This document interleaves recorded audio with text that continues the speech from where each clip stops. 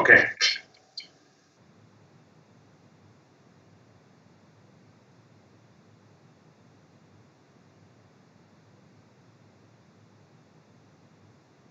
Go ahead, sir.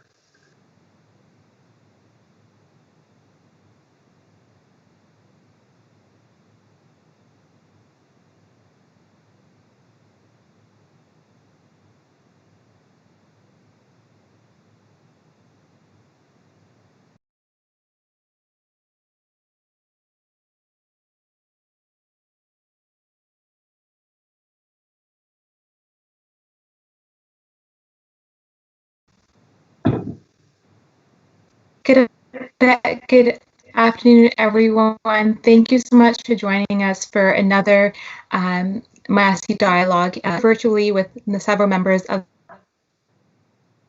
previous dialogues over the last couple of weeks. We tried to detail different interdisciplinary, intercultural, intersectional approaches and discussions throughout the fellowship, senior fellows, junior fellows, journalism fellows, quadrangulars here at the college to discuss different matters. So looking at whether it's the sciences, social sciences, health sciences, combining our different perspectives into looking into different dialogues, different conversations about different topic areas.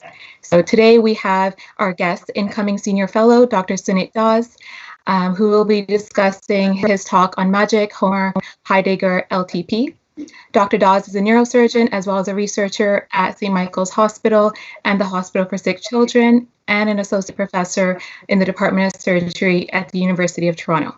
Thank you so much, Dr. Dawes, for joining us for today's conversation. We do appreciate your time.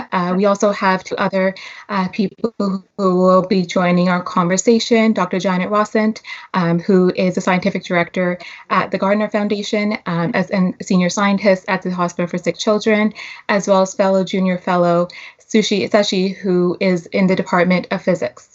So thank you so much, Dr. Dawes. We would want to start off a little bit if you can tell us about your research background, how you had gone initially to post-secondary education for English literature, and combining that journey from literature, philosophy to more the medicine and academia.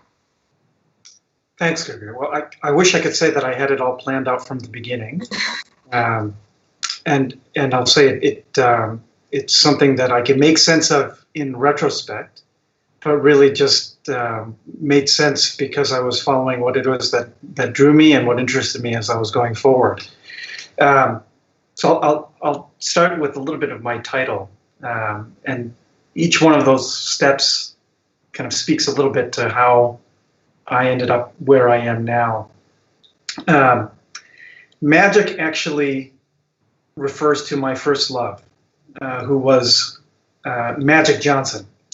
I grew up in Detroit, and my family had immigrated from Bangladesh when I was young.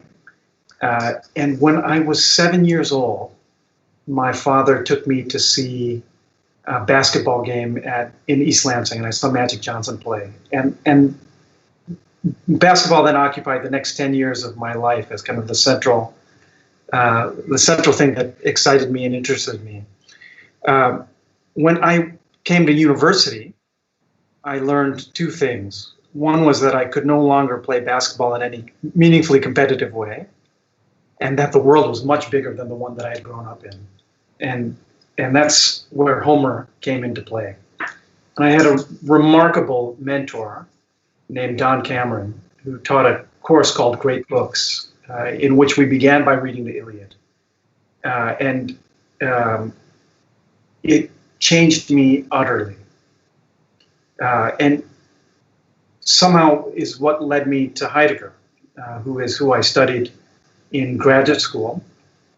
And I was interested in Heidegger's ideas of metaphysics and personhood. And strangely, that somehow is what got me to neuroscience. And that final piece, LTP, stands for long-term potentiation. And as a first-year medical student, I was in a lecture with a gent named Steve Alford, and he was showing time-lapse video of dendritic sprouting. And I spent the next 3 years doing neuroscience research in medical school, really out of the excitement of just watching on a cellular level what memory is. And I think about it, and that whole journey makes sense to me as this constant drive towards trying to understand notions of selfhood and identity. And that went from being something very personal for me to being something that was more outward. I've since moved towards cancer research, and that also was driven through initially that work on LTP. I started doing neural stem cell research, and while I was doing that, realized, as many other people in the field did at the same time, that stem cell biology speaks tremendously to the way we should understand cancer. And I was developing as a clinician at that same time, and finding that I took tremendous joy and satisfaction out of caring for patients who had cancer. And I had the great fortune that my research and clinical interests and identities collided with each other.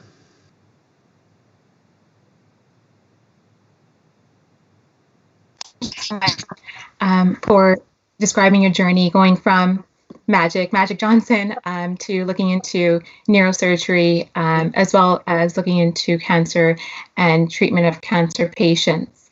I just had a question in terms of how did you combine English literature, philosophy, more in towards looking at medicine, neurosurgery, but how would you link arts and sciences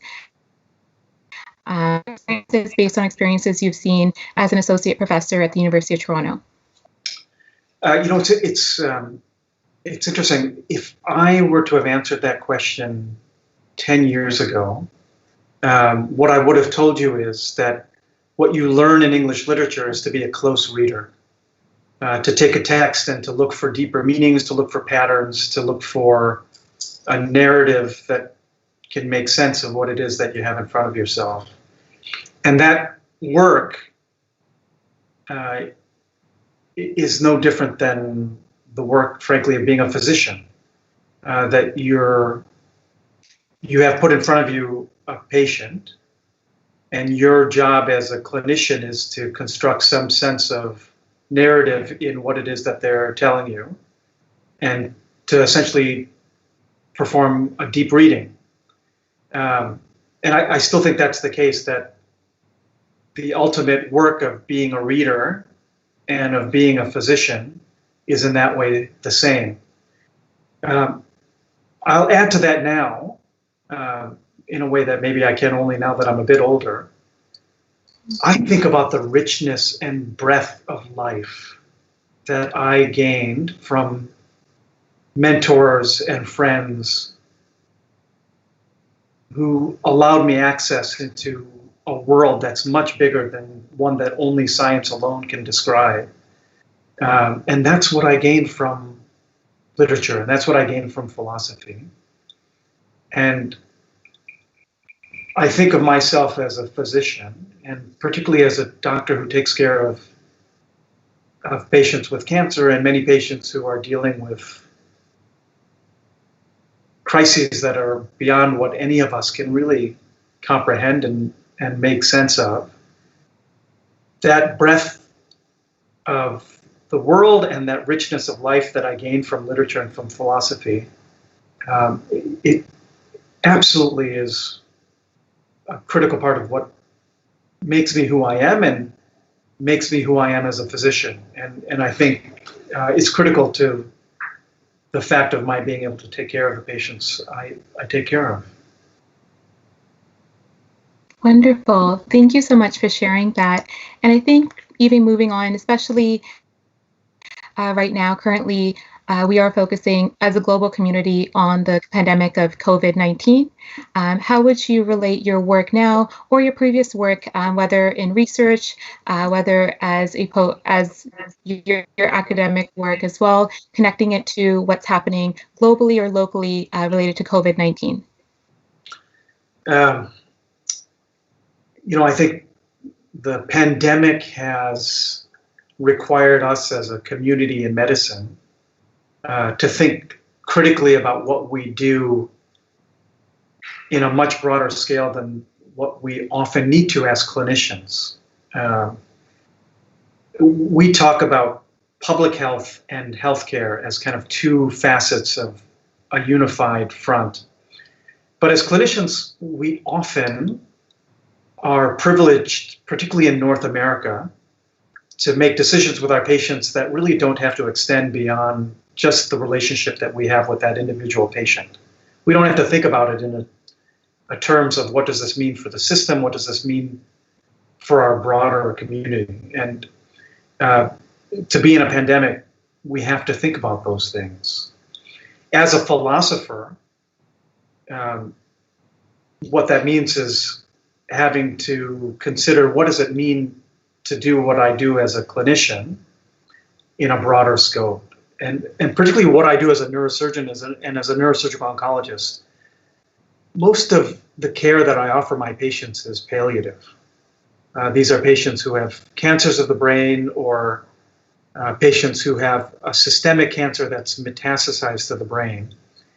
And the treatments that I'm offering them are ones that are meant to relieve suffering and reconstitute function and offer them a meaningful extension of life. But they're not curative treatments.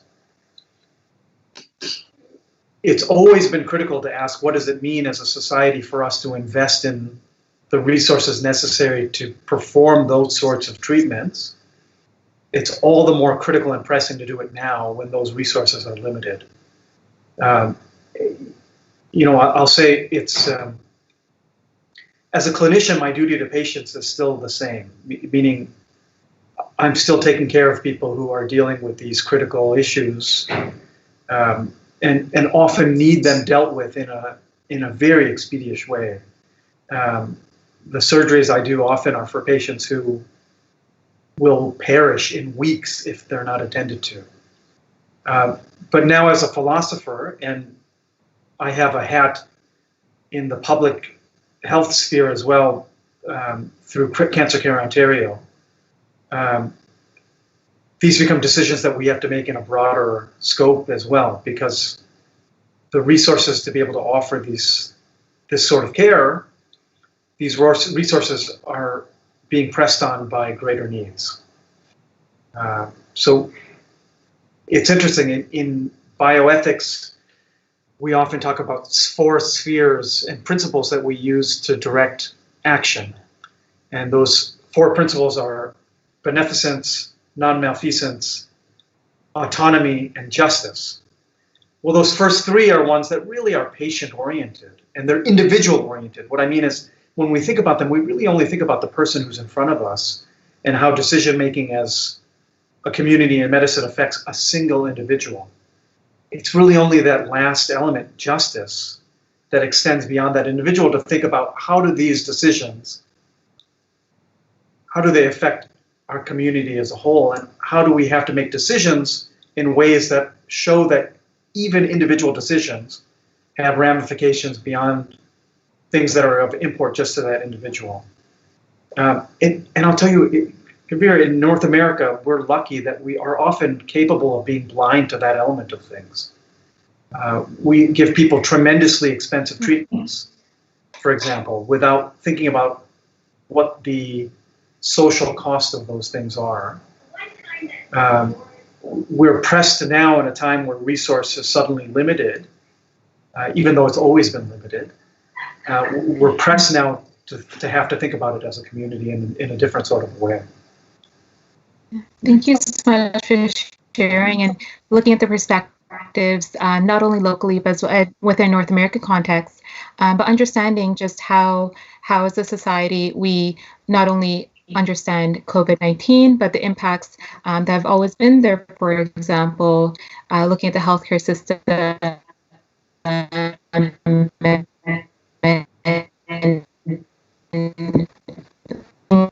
how they are very stark right now, given we are in a pandemic. I just want to switch over to Dr. Janet Rossant. If you have any questions or comments. Yes, thank you. So thank you, Sunit. That was a very interesting to hear your journey through life and into where you are today. And you talked about personhood as something that you've studied. And it seems to me, and when I was thinking about your career, that in fact it was that aspect of understanding the whole person that probably makes you the doctor you are today. I mean, you work on brain tumors, so it's very, when you do the research, you're going into the minute details of what's wrong in that tumor, what's wrong in the cells. But really, of course, what you want to deal with is what's wrong in the person and how can you help them through their journey in life. So do you think that generally more physicians, clinicians should be thinking about the sort of philosophical and ethical domains? Do you see this in your colleagues?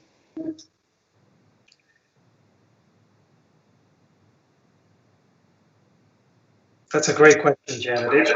It's a critical one because we think often, with the limited amount of time that we have to shepherd students to the point of becoming physicians, how do we use that time, and what should we put in that time? And certainly over the last 30 years, there have been efforts to infuse training in the humanities, even if limited, into medical school curricula and even into residency trainings. And it's hard. I think it's the difficulty always is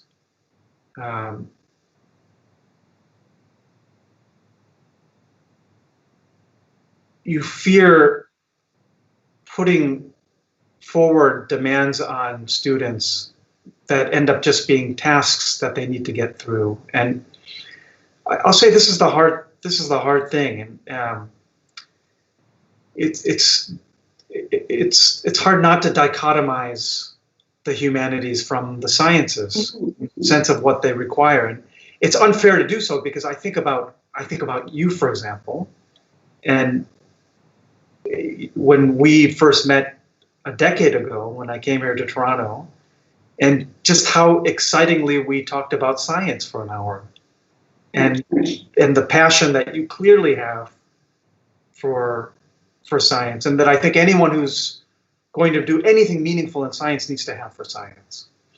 And in the same way that I dread asking our neurosurgical residents to spend time in the laboratory just so that they have the feel of it, I think no one is going to succeed in science without really the excitement and desire and drive for it.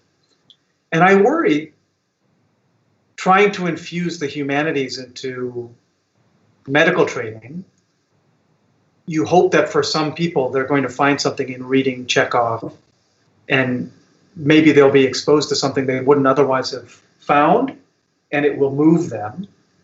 But I worry that for most people it comes at the cost of just being something they have to get through, and if they don't have the passion for it, and if we as teachers aren't able to generate that, maybe are we even doing something that's a greater failing? Well, can I respond to that?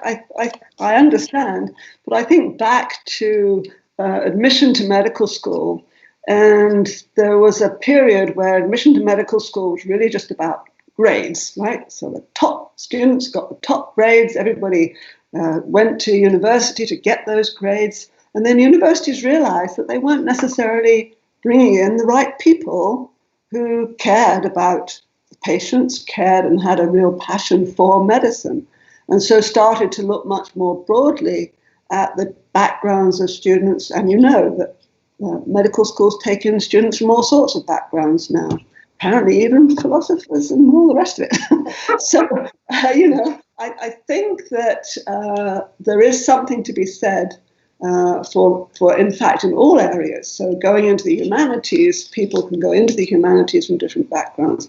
When I look at what I do, which is sort of stem cell research, people are coming in from mathematics, from physics.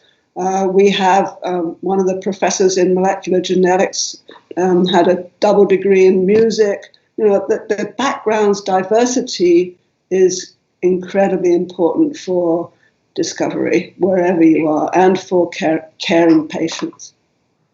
Well, you know, I would say it's interesting in science. I think oftentimes the most exciting things happen because of unexpected interplay between different fields. Yeah. And I would agree that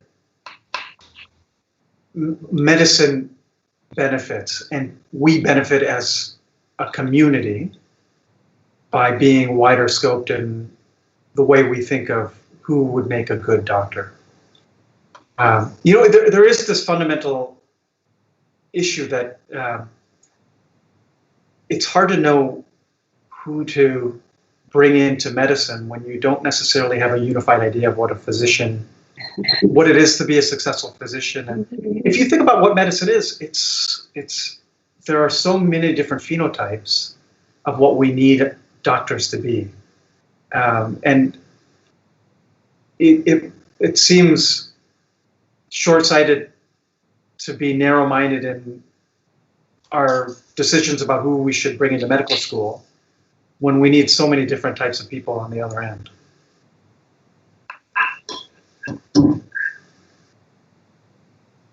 Okay. Thank you so much for sharing. Oh, sorry. Go ahead, Dr. Rossant. Your turn. Okay. I just wanted to actually ask a junior fellow, Seshu, who also is doing doctoral studies in the Department of Physics and has a background in arts and science. If you have any questions, or do you want to share your experiences bridging the arts and sciences together, especially as you continue on with your doctoral research? Muted. Great catch. I am still not used to the new normal, as it were. Well, thank you, Gurveer, for bringing me in. I just want to say thank you both for doing this dialogue. It's really interesting to hear what you're both saying.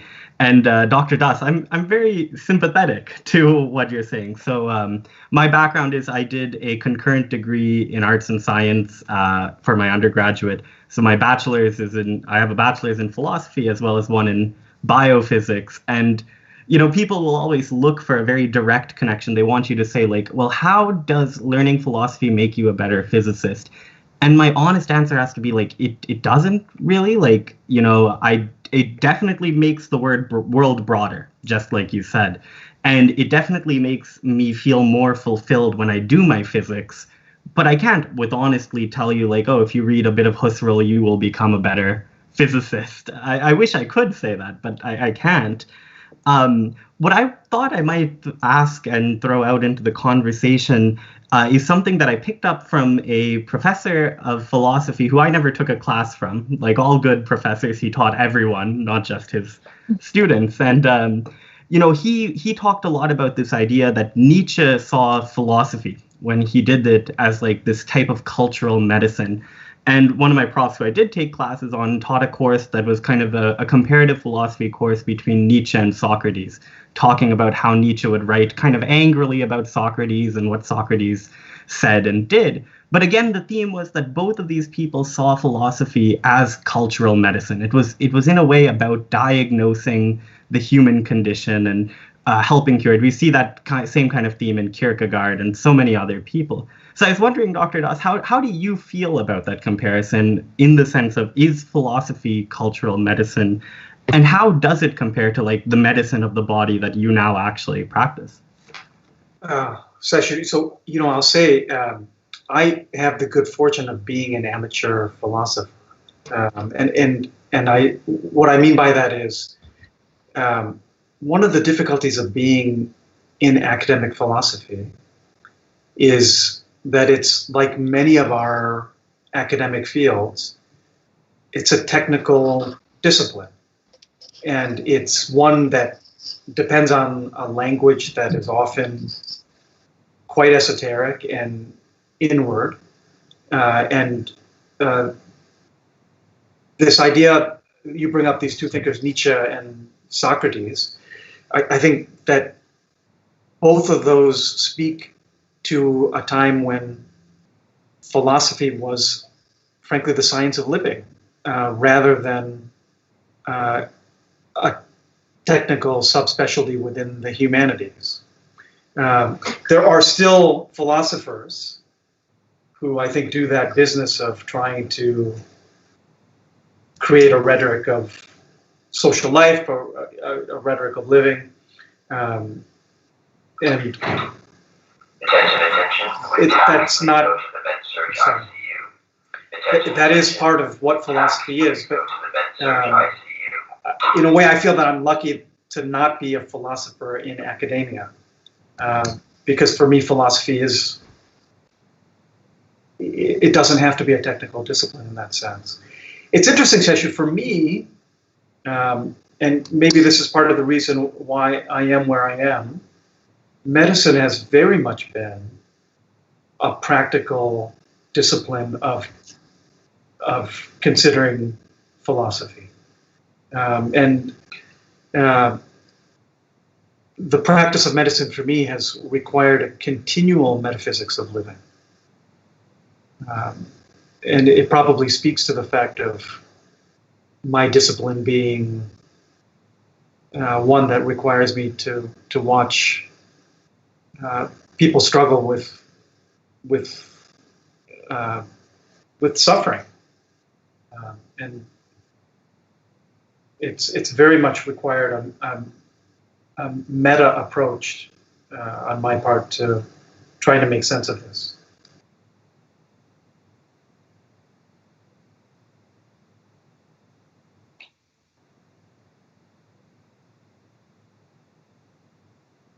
Yeah, I mean, I think that's a great point. It's something that, as someone, I was coming out of undergraduate, and I had this kind of bifurcation before me, right? Like, could I start a graduate research program in physics, knowing that it kind of, as you said, ultimately, what does that make you? Well, it kind of makes you an amateur philosopher, because from that moment you are no longer kind of the academic, and it was tough, and I sympathize greatly with what you're saying about academic philosophy has become hyper technical in some ways, and it has kind of lost that vein of traditional thinking. And it's a question that I still kind of grapple with. Is this what philosophy should do? On the one hand, philosophy used to be about the practical questions of what should we do to live and live well and be good.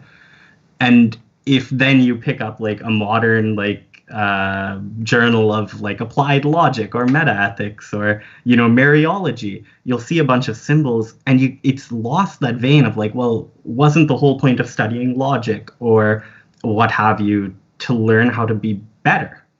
And I think that's an open question, where philosophy's gone, and is academic philosophy kind of fulfilling the purposes it could for us?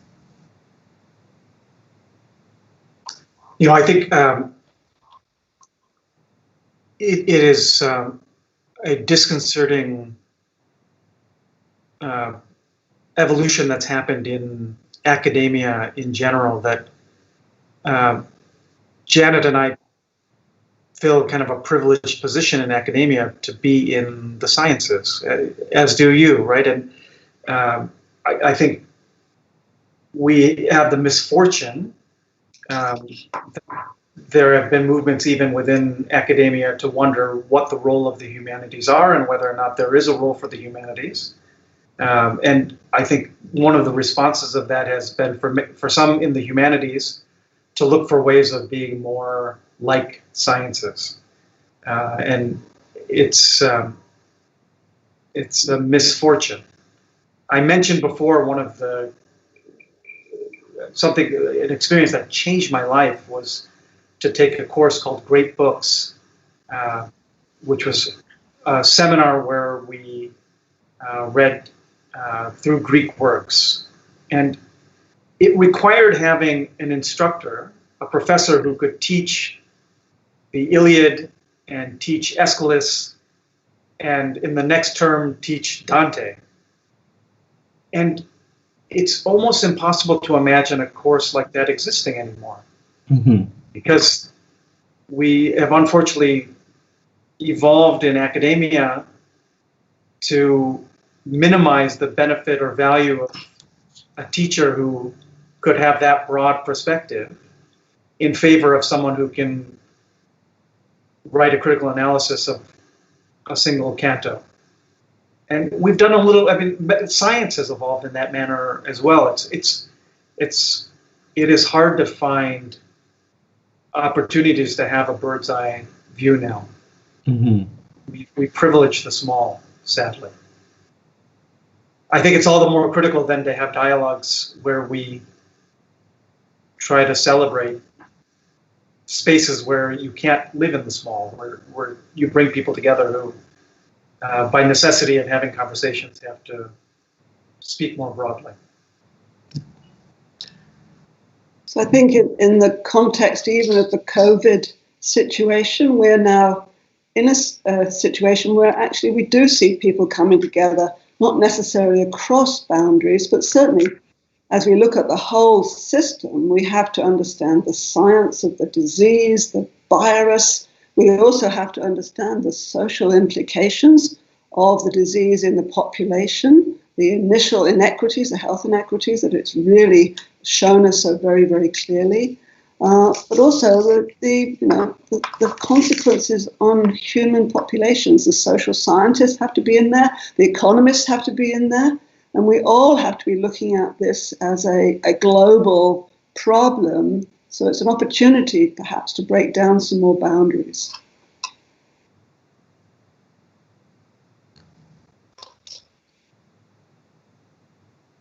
I think so. I think especially looking into what's going on, whether it's COVID-19 or looking at how do we integrate more interdisciplinary studies within academia, outside of academia as well. Yeah, I guess I'm curious about this point as well, because you both, Dr. Rossant and Dr. Das, have discussed a bit about kind of the actual on-the-ground interdisciplinary education. And I think there are probably as many ways of doing interdisciplinarity as there are departments in universities probably in the world, right? Like everyone has their kind of personal view. Oh, well, what you should do is kind of make a specialized interdisciplinary program, or no, you shouldn't do any specialization. People should just kind of do two things at the same time, run it that way. Both of you being people who have engaged with a lot of people who have gone down that path, what are your experiences like in terms of what you think works for getting interdisciplinary education? Sunit, do you want to have a go? Not a loaded question whatsoever. I mean, it's a tough one, right? And I think you're absolutely right that everybody talks about interdisciplinarity. They talk about setting up programs like that. And in fact, probably the best program you can set up would be something very much like the Great Books program that you heard originally. So the big challenges, and there is a program at Princeton that was set up that was intended to really do that and cross science with humanities, with computer science, and not dealing in any details at all, but taking on grand challenges and asking for a grand challenge, what are the different components that you need to bring together to make a difference? And I think that's one way to think about it. But practically speaking, in fact, that program was not very difficult to manage. It required extraordinarily good teachers, and not everybody was able to teach in that environment. So I know that it's still going, but I know it's been modified too. So it's actually quite difficult. And maybe the two of you just show the best way to do it. You just follow your nose, you follow your instincts, you follow what you want to explore, and then you bring those different viewpoints to bear on what it is you're doing today, whether it's physics or medicine. I wanted to ask one more question because it's sort of relevant, again, around, so we said philosophy is it's important, it's a way of thinking about life. But of course, a subset of philosophy is ethics, and a subset of ethics is bioethics. And I know, Sunit, that you're very much involved in bioethics. I've been involved in bioethics around stem cell research and so on. How do you see that? It's become a little bit, again, there are different schools of thought, as you know, also in this area. But the practicalities of bioethics have perhaps made it seem sort of pragmatic approaches. How do we take that and build it into a bigger sort of sociological philosophy of what it is to be good and what it is to be good to the human population? I think, Janet, it's worth remembering how young a field bioethics is, and how quickly the science that's pushed the evolution of bioethics has evolved. You think of it even in stem cell biology, it's remarkable to think of the progress that occurred in 20 years or even the progress that happened in the last 5 years. It's been exponential. And for ethics to keep up with it has been remarkable. It is interesting. I mean, innately, one of the things about bioethics, as you said, is that it is very pragmatic, and within that is that it's been reactive rather than prescriptive, and I think to some degree it's going to have to be more critically forward-thinking, and because it has to do so in a pragmatic way, I think it's going to be critical for scientists to be at the table for these conversations that cause it to continue to evolve. And you can see places where it has done that. You think about the way that the community has talked about, for example, CRISPR and what that means for human engineering. And it's been quite forward in prescriptively saying these are the boundaries. I think the same came up years ago when cloning became something that we were capable of doing as scientists. So there have been times where I think the ethics community has spoken before the fact rather than just in reaction. I think, Janet, what I'm interested to see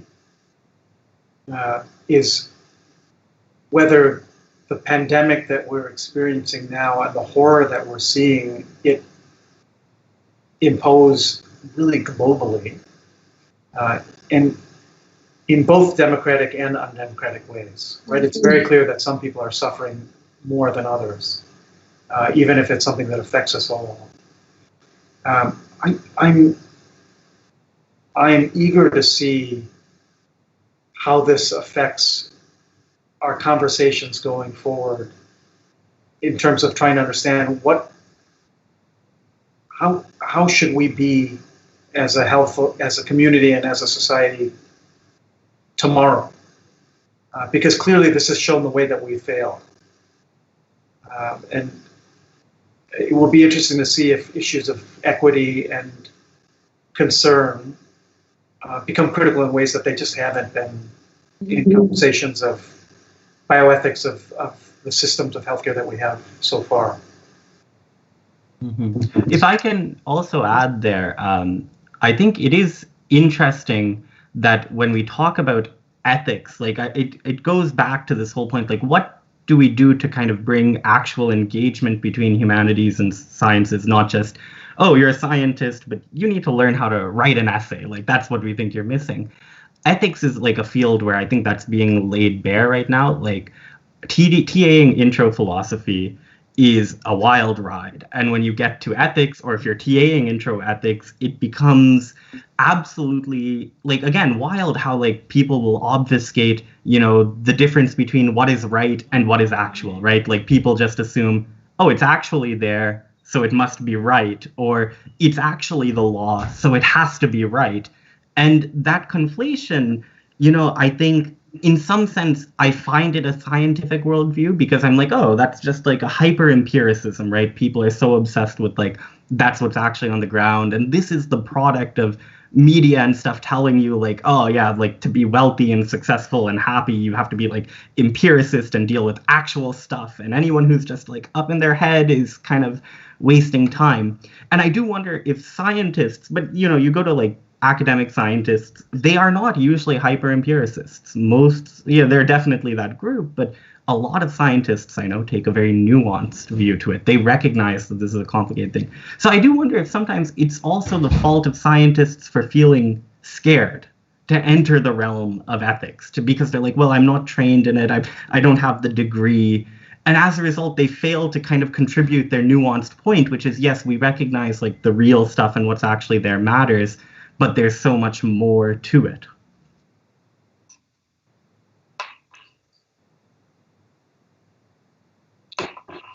I think that's a great point, Seshu. I think sometimes it's simply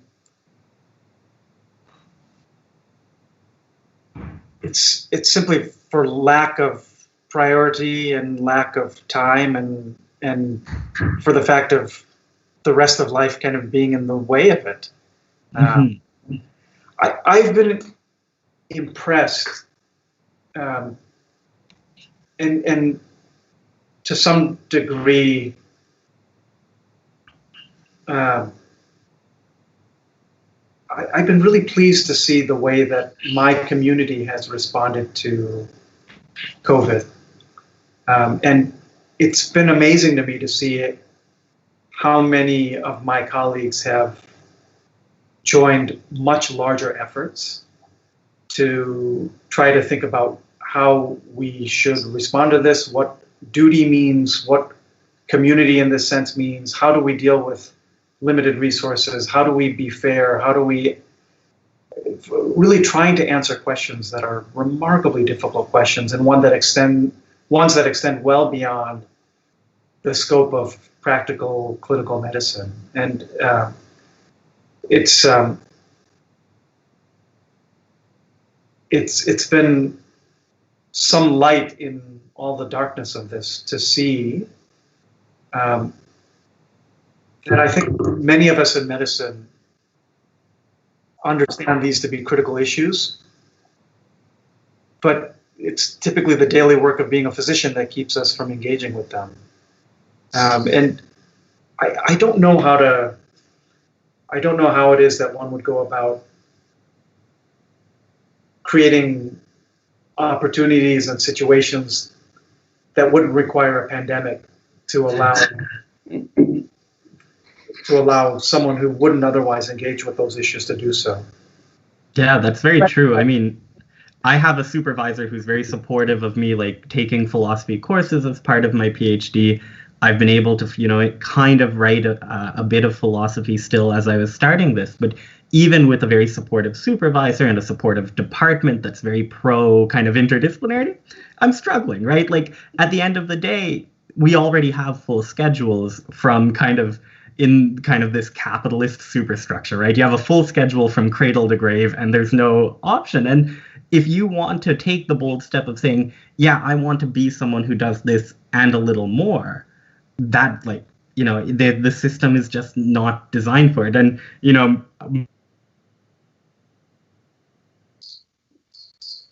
no, it's definitely, you mentioned a lot of the experience of being a graduate student, as well as when you become a clinician and an academic. I just want to move forward. There's a couple questions coming in on the YouTube channel. I think that we'll go over a few of those questions for the time being in Massey Dialogues.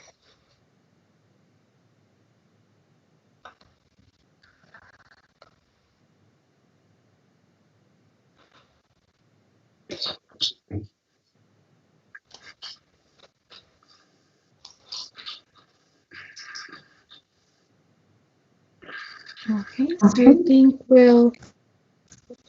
I think first question is looking into the different perspectives that you have found, especially in your experiences related to English literature and looking into medicine, and how do you combine the two, and what are your future steps post-COVID 2019 in terms of constantly having interdisciplinary measures for different subject matters that have been previously siloed? That question's for me, Gurveer? Yeah. Okay. So I'll say there's a personal aspect of that these are frankly just elements of who I am and what it is that I find meaningful, and so things that have always been part of just my day to day. But I've been really lucky. My last paper in philosophy I had written in 1996 when I was a first-year student in medical school, and my dean was kind enough to give me a month off to write a paper. And that was my last publication in philosophy until 2018. So what is that? That's about 20 years. So it took me 20 years of time where I could not think about kind of being active in the work of philosophy in any practical way, because I had other stuff to do, meaning I had to train myself to become a neurosurgeon and a neuroscientist. So it took 20 years of philosophy and having students who are in literature and having students who are in medicine but are interested in bioethics. And now for every project that I have as a basic scientist and every project that I have in clinical medicine, I have a project as well with a student in philosophy or literature.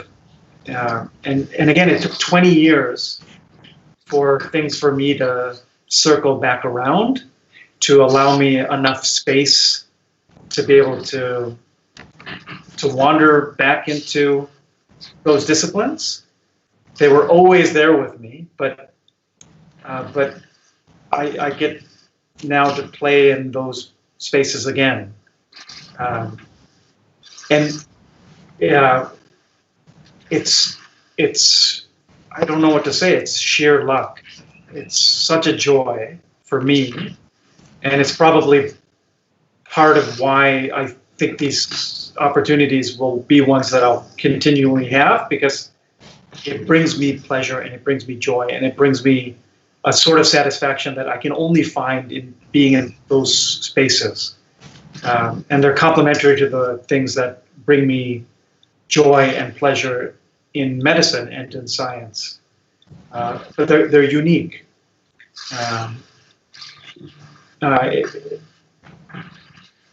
And I'll say, Gurveer, the interesting thing is I don't think that they could have happened unless I had spent the last 20 years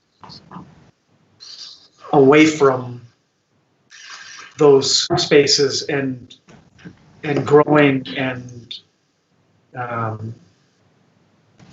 cultivating my identity as a physician and as a scientist. I had to become those things, and I had to give those identities the time they need to mature. Not that I'm not still maturing as a surgeon, not that I'm not still maturing as a physician, and not that I'm not still maturing as a scientist, but they needed time that didn't allow me to wander into these other places that mean a great deal to me. Oh, Gurveer, you're on mute. Oh, sorry about that. Sorry. Thank you so much for your answer. And there was one other question that a person on YouTube also wanted to ask you about. You mentioned that mentoring has been an important part of your life. In your opinion, what makes a good mentor?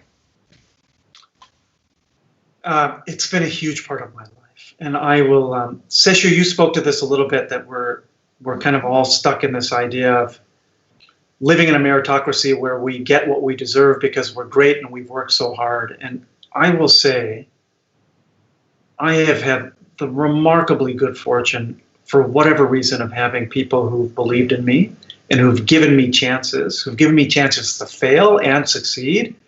And frankly, that I owe as much to the luck of having these people who've nurtured me as any ability that I have on my own. And I've had remarkable mentors, and every one of these steps that I can say that I've taken, along the way, I've had people who've supported me through them and who have made it possible for me to go from step to step. And one of them is Dr. Rossant, who I met with within weeks of starting my research lab at Sick Kids. I think now being on the other side of being actually in a position to offer back, I think to what my mentors offered me, and it was the willingness to be critical but supportive, the willingness to give me opportunity, and frankly, the willingness to invest time and energy to me without any expectation of benefit and return. And I think now to students who I've seen succeed and to whom I've given the opportunities to show their abilities, and Gurveer, God, there are very few things that one can take as much pleasure in as a teacher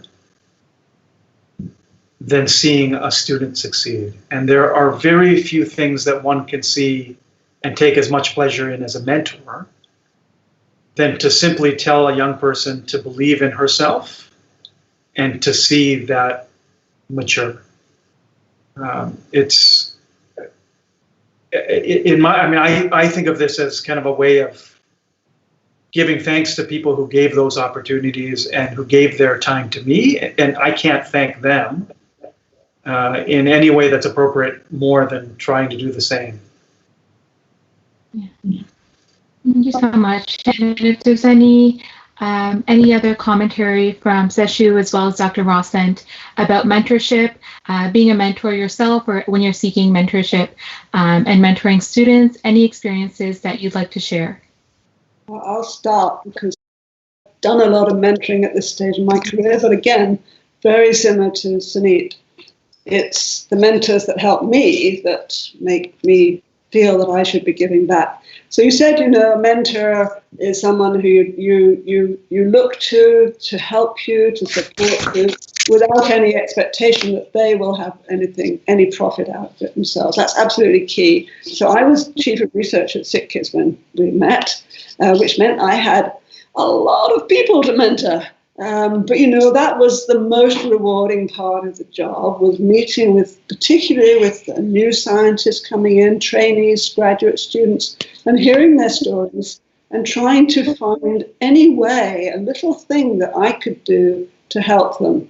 And for each person, it's a different thing. I certainly couldn't mentor. There were 2,000 people. I couldn't be a personal mentor to all of them. But for every one, you try to find something that will help them.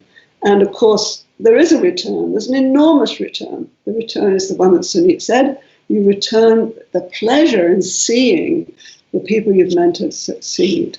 And a couple of the scientists, their careers, I was very proud. Michael Taylor, I suggested some of his early experiments, that started him down. This is a colleague that Sunit knows very well, neuroscientist, neurosurgeon, doing really amazing work on the genetic causes of childhood brain cancer.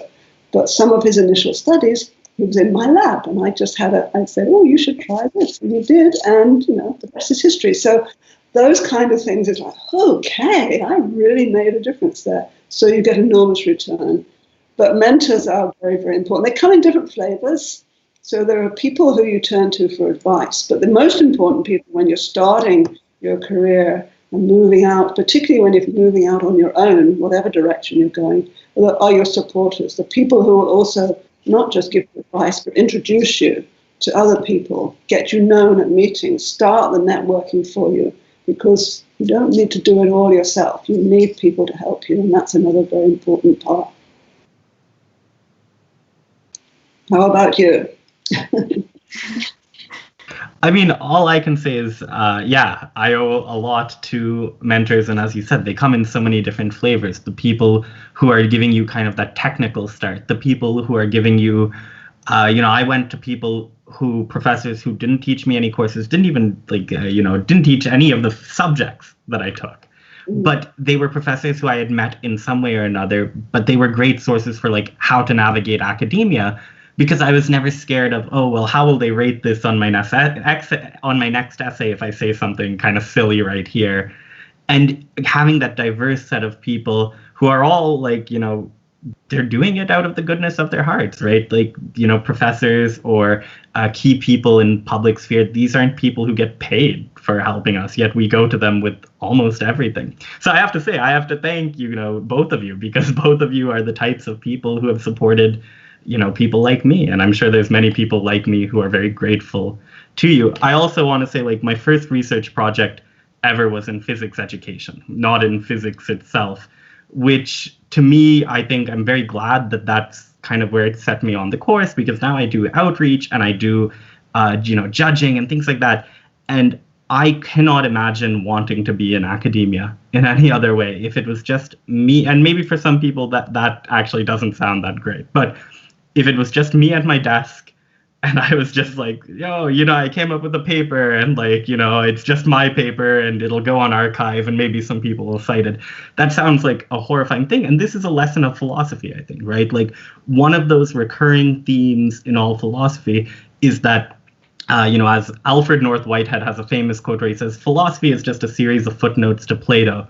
Maybe that's not true, but the important part of the quote, which is like, we are always just like looking at what the other person said, thinking about it and restating it, but we'll adjust what we think is wrong. Maybe we think a lot is wrong too.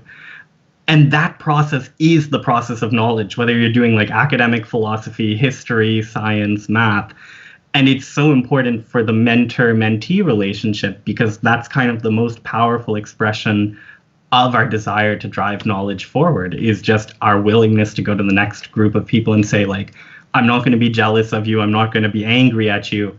I just want you to take what I did and do it better. And I just want you to be better at it.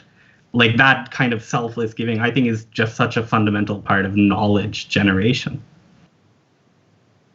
I think so. And I think that we started this, I'm just looking at the time right now, and the hour goes by very quickly. And we started this dialogue looking at different areas of thought, looking at different subject matters, and we kind of bridge together looking at mentorship and looking at how between different disciplines, different subject matters, bridging who we are, our mentors, our mentees.